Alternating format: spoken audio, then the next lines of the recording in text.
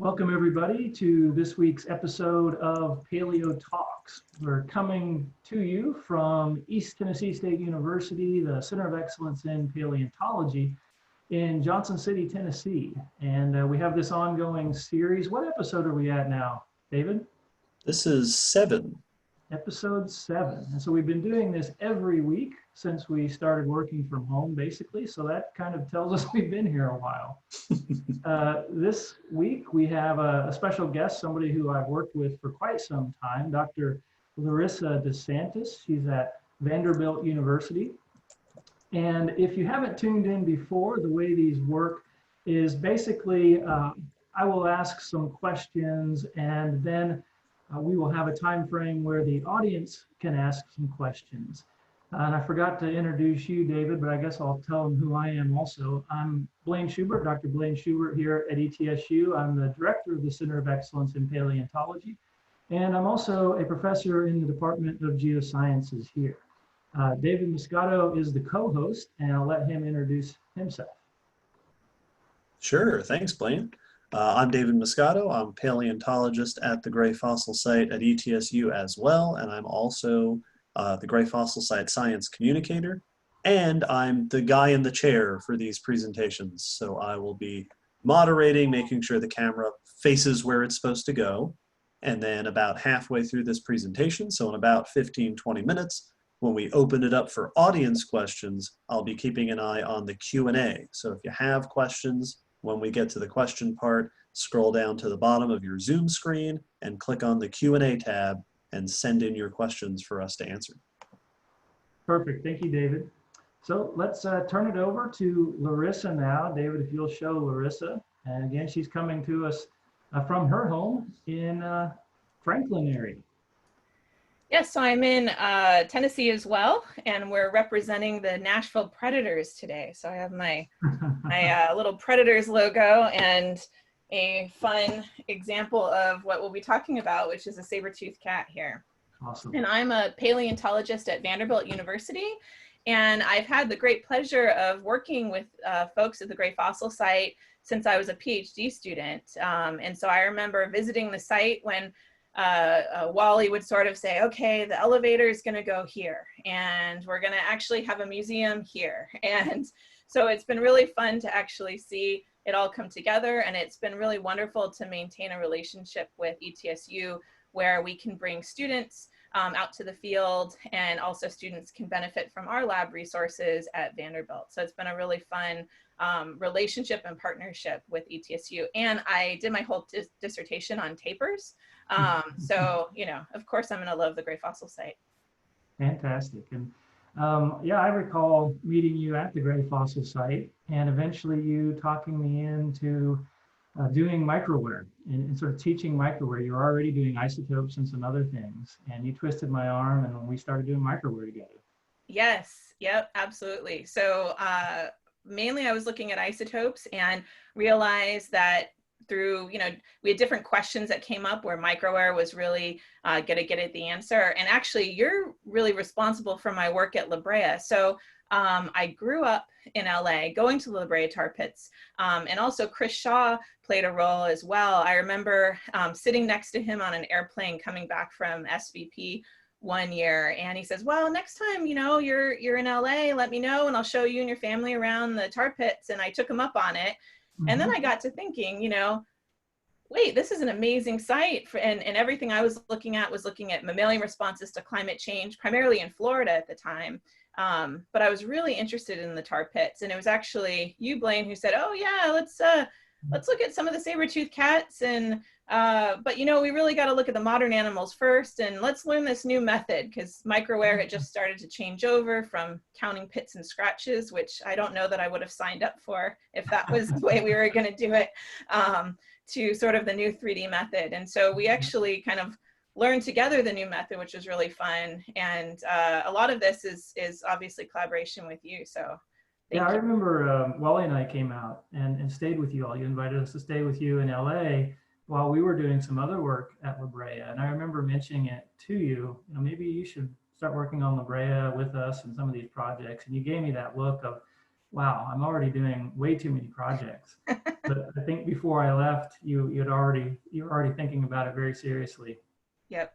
Yeah, and now it's, I mean, pretty much a decade later, and so there's a lot of work that we produced looking at La Brea, and actually everything I'm going to talk about today is sort of just the beginning, because we're actually in the middle of another grant called Project Sabre, where we're actually looking at doing all sorts of interesting things. I won't ruin the punchline yet. So fantastic. Well, if you could go ahead and show your share your screen, and then we can start learning a little bit more about your research program. Great.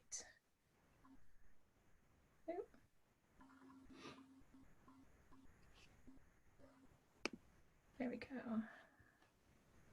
And let's see, it worked a minute ago. Here we go. I'm gonna max. See if I can go back. All right. So actually, before I talk about La Brea, I'll just kind of give you a brief overview. So our lab, we call ourselves the DREAM Lab, which stands for Dietary Reconstructions and Ecological Assessments of Mammals. And these are all the places that I love to work. And what you'll notice is up here, we have two kind of interpretations of Rancho La Brea in Southern California. I've been recently collaborating with folks up in Alaska. And one of the reasons we're interested in Alaska is the ability to sort of compare what's happening in Southern California to what's happening in Alaska during the late Pleistocene, and see how climate change in very different places might be impacting some of these animals. And another area that I absolutely love to work in, and is really important because they're experiencing extreme changes in climate, especially increases in aridification, is Australia. So that's also where I spend a lot of time, and it's really quite convenient that La Brea is on way to Australia. So many of our summers are spent going to Rancho La Brea, going to Australia, coming back to Rancho La Brea, and doing a lot of our work that way. And then this is where I sort of got a lot of my start, which is in Florida, looking at ecosystems through time. So Rancho La Brea is a really fascinating fossil locality for so many reasons. I mean, let alone the fact that this is Los Angeles.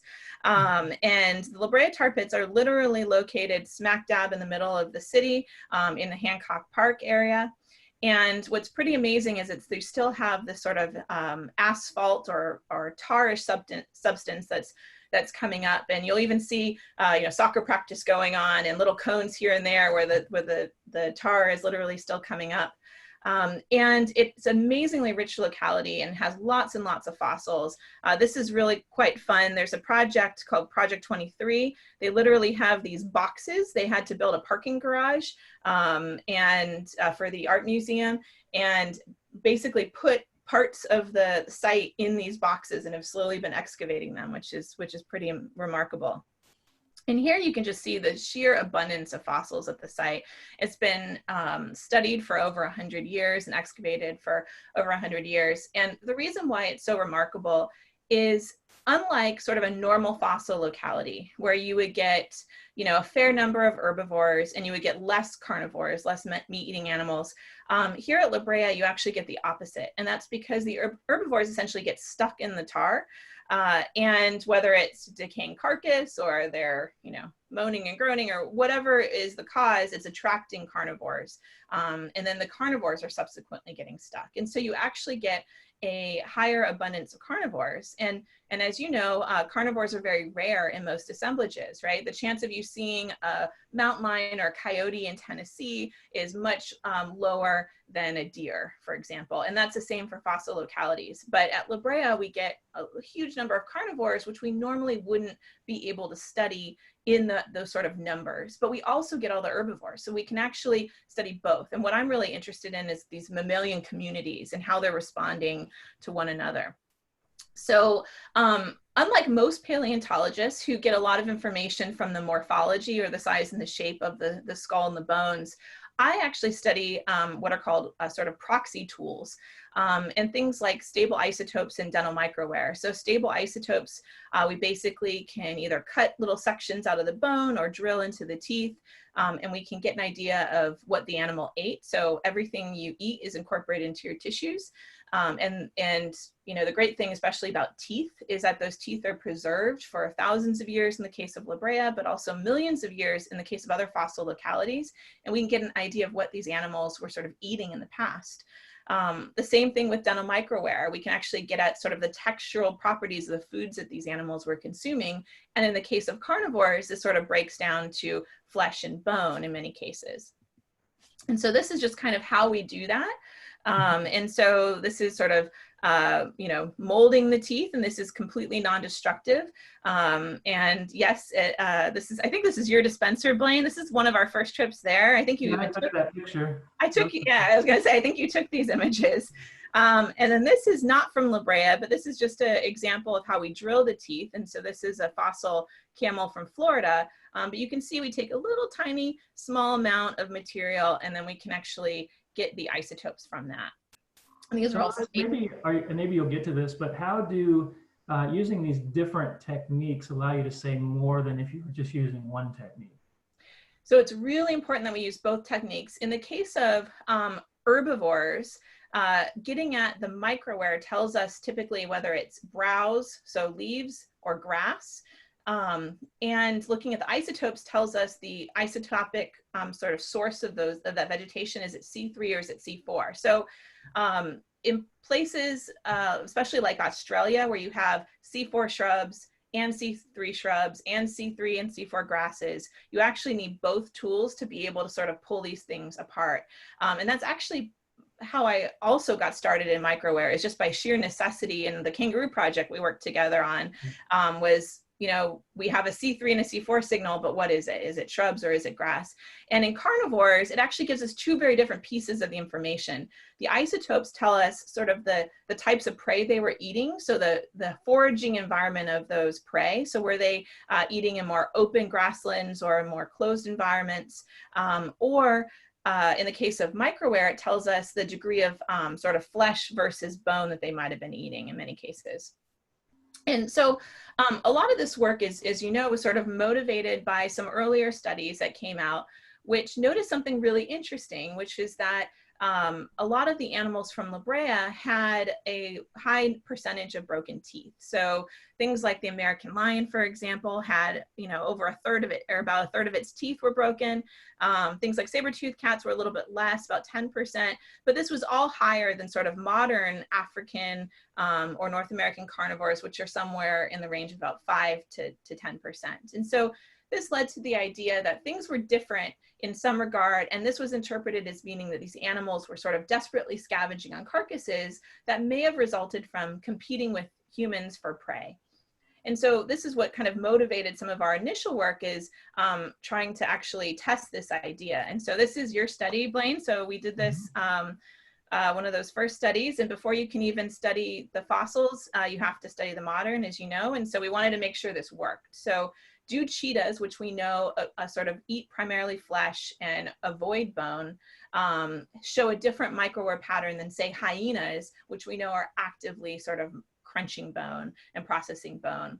And in fact, we do see this. So we have kind of over here, we have our cheetahs, and in these circles, we have our hyenas. And you can even see the scale bars a little different here, but really sort of deep pits in these hyenas compared to sort of these more scratchier surfaces. And the lions kind of fall in between here, and you can kind of see that here. So this gave us confidence that we could actually look at the fossils from La Brea and interpret diet. And so when we did, what we found was really interesting. The American lions had almost like cheetah-like microwear, and were not eating anything particularly hard. And this was really striking because this went against the sort of idea that they were munching on bone. Yet they have about a third of their teeth broken. And here, the saber-toothed cats, we've expanded this work. So I'm going to show the next slide here. We now have about 135 saber-toothed cats that have been analyzed, and those are all here. So they are pretty sort of lion-like, a little bit more moderate. They eat flesh and bone. But these American lions are pretty narrow and tend to sort of really prefer flesh. And so this makes us sort of question, you know, why do we get these microwear patterns and these sort of tooth breakage patterns? And here's just some examples. Here we've got the American lion, sort of very scratchy and sort of a little bit of a this is unpublished data, but we've quadrupled our sample size and we still see the same pattern. And we've also expanded the things that we've looked at, things like tigers and other animals that primarily are probably not eating too much bone. And the other kind of piece of evidence is prior work had sort of looked at the incidence of what are called Harris lines that can form in animals that are under lots of stress. And so a prime example of that is the Florida panther. And when other folks looked at sort of whether these Harris lines were present in modern day, or sorry, both modern day, but also the fossil taxa from Brea, what they found was sort of no real indication of stressful time. So if you put all of this together, what it suggests to me is that these animals were actually breaking their teeth through sort of tougher times in a different sense, that they were having to take down larger prey. Larger animals are going to exert greater forces. You're more likely to break your teeth, all things being equal. And this is also a very different ecosystem. You have lots of predators on the landscape. You have, saber-toothed cats, dire wolves, American lions, giant short-faced bears, lots of things that are in these landscapes, and potentially an increased opportunity for defensive interactions. So in the case when we talk about the teeth, wouldn't we have different breakage patterns in terms of which teeth we're breaking, if it was based on diet versus competition? Yes, absolutely. So in both of these scenarios, whether it's defensive interactions or taking down of prey, you would expect the canines to break more frequently. And that's exactly what we see, is the canines are the teeth that are breaking the most. Also in modern day lions and hyenas, which also the females do more of the hunting, you see higher incidence of canine breakage in females. Also the female hyenas do a little bit more prey acquisition and defensive interactions, defending the prey, and you also see more canines. So it all kind of fits quite nicely with this idea. And we really don't see this sort of hyena-like bone crunching behavior in all of the animals. We do see it in some. Some bone processing is probably happening in dire wolves and a little bit in some of the saber-toothed cats, but not hyena-like behavior. Yes, absolutely. So this really got us thinking, okay, so why did these animals go extinct? Maybe there was increased competition with one another. Maybe the saber-toothed cats and the dire wolves are having to compete more, and this is exerting competitive pressure on these taxa before they go extinct.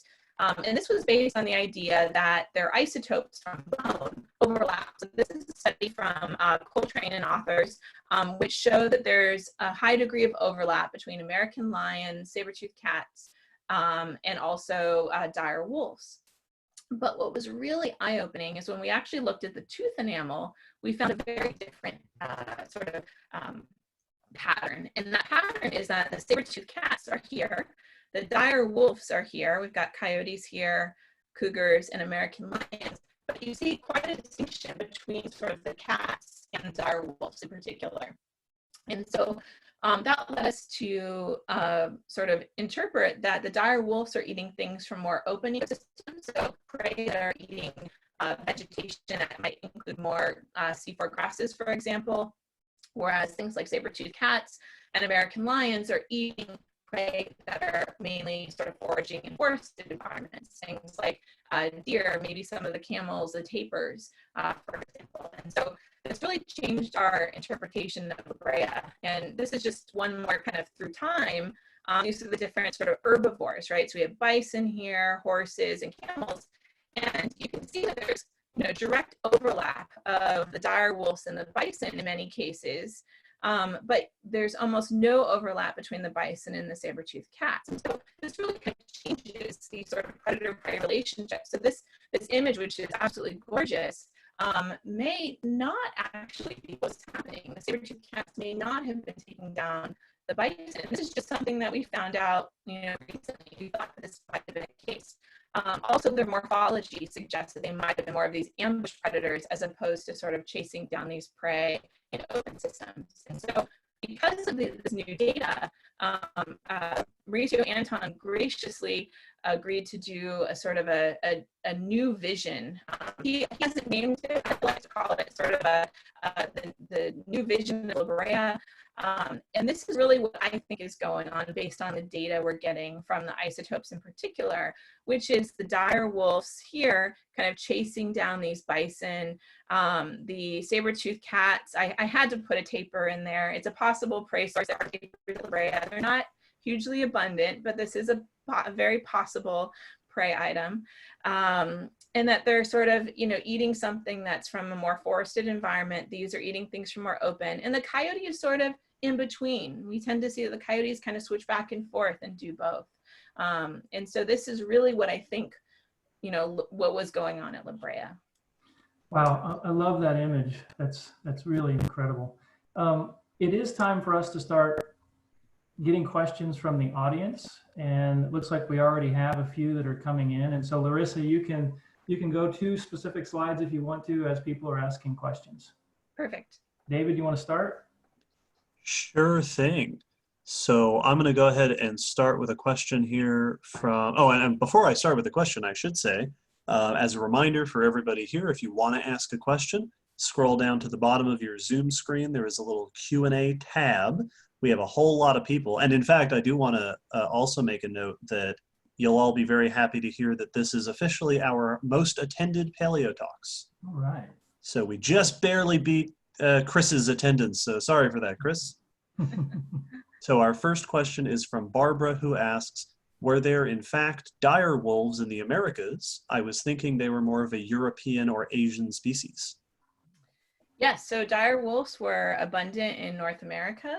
And there's a lot of ongoing work actually that Blaine's involved with, looking at sort of their relationships to other animals and their history. And so that's exciting work, but the dire wolves were very much a part of North American ecosystems and are real. Many sort of Game of Thrones fans are very happy to find out that they were real. And if you ever have the opportunity to go to the La Brea tar pits in LA, or even look on their website, you can see this amazing sort of image of just, I think it's over 300. I think it's 400 and some odd dire wolf skulls all put together. But it's quite amazing. They're, I think they're the most abundant taxon at La Brea.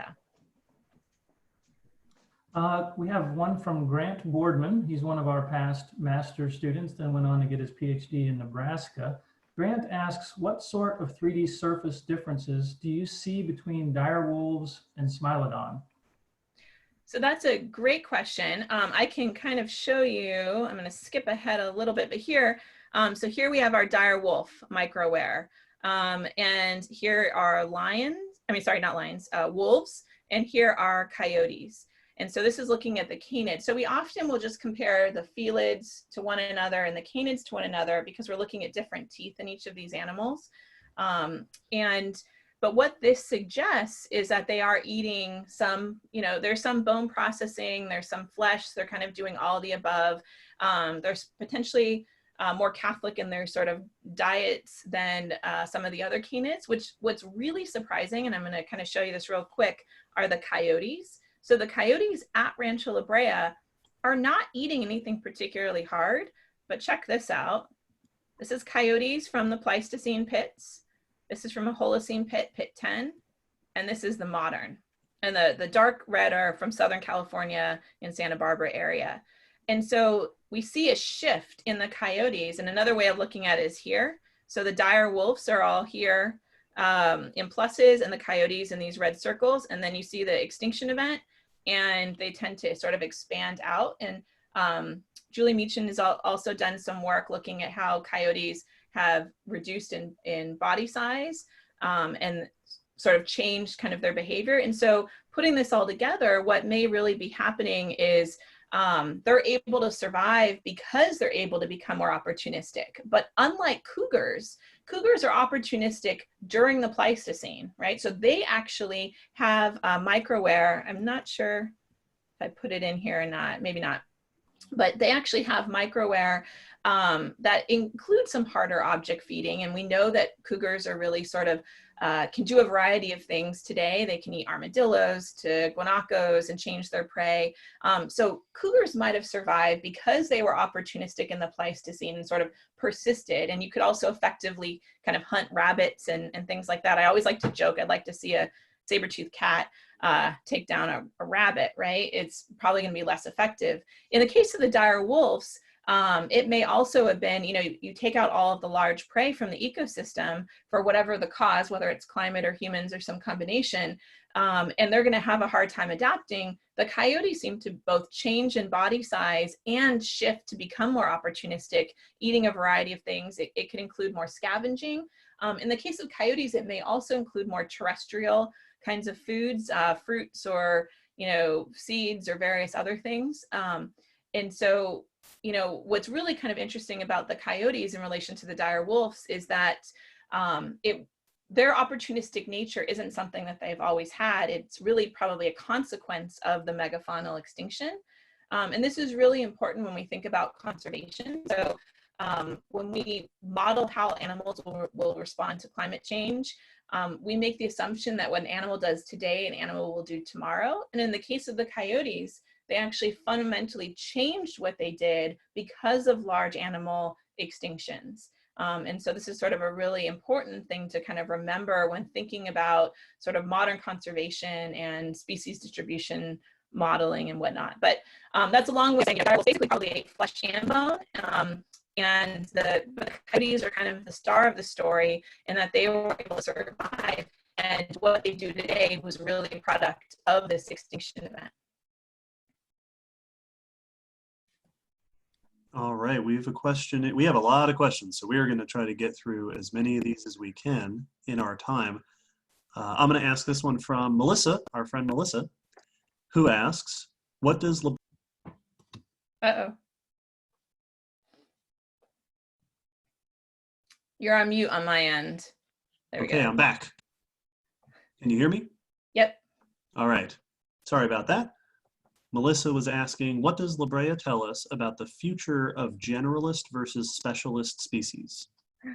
That's a great question. And this is actually something that Melissa and I have been working on, is looking at sort of generalists and what are generalists, what are specialists, what are they composed of, what taxa are considered generalists and specialists throughout the fossil record. And so it's interesting. If you are, so the dire wolves from these data sort of suggest they can eat all sorts of things, flesh and bone. So you might predict that they would be the ones that would survive. But we also need to remember that dire wolves are larger. And being larger in body size is also, in a sense, a specialization. And so Blair van Valkenburg did a really neat study talking about sort of an evolutionary ratchet, that things start to get bigger and more specialized. And once you become sort of hyper specialized, you have this narrow niche and you may be less flexible and able to change what you do. In a sense, the things that survived were the ones who were either already opportunistic, or in the case of the coyotes, were kind of at that body size where they were able to kind of reduce their body size throughout this interval and probably survive more off of the small things which didn't go extinct. So in a sense, it's not surprising that the sort of more generalist things, or if things became more generalist, they were able to survive. But also, the sort of pseudo generalists, even the saber-toothed cats and the dire wolves, which were eating potentially flesh and bone, they're also a bit specialized on certain resources, right? They're kind of ones in more open ecosystems, ones in more closed, but also they're larger in body size, which is a type of specialization. And it may have made it difficult, especially as the large prey go extinct, right? Because with predators in particular, you're balancing the sort of energy expenditure to capture that prey and the energy you get back from that prey. And if you're causing too much energy to hunt down squirrels and rabbits, you're not going to be able to maintain your body size, population sizes, etc. Great. Ian Garofalo asks, has any microwear isotope work been done on Homotherium, or is there any plans to do so that you know about? So I have. I've looked at Homotherium and I've done the isotopes as well. I need to write the paper up. I don't want to scoop myself because it's sort of an exciting story, but I will say that it's not, Homotherium is not Smilodon.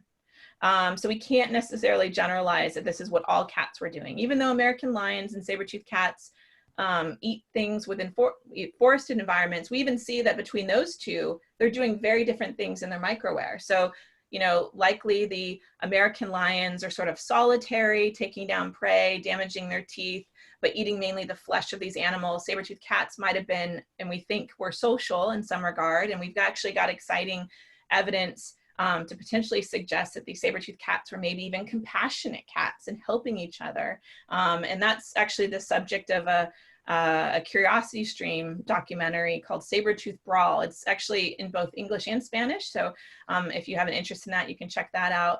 And we talk about the potential for them to be compassionate. And there's amazing footage in there of some African lions doing exactly that. But in the case of Homotherium, yes, it's actually quite different from Smilodon and the American lion, and tells us a very different story. That's something that actually Ernie Lendelius, on my many trips down to Texas, he says, all right, here's some teeth. You got to look at this. And he put me on this project. So I'm eager to write that up and get that out there in the literature. So it's a fun story. I'll tell you that much. It's a fun story.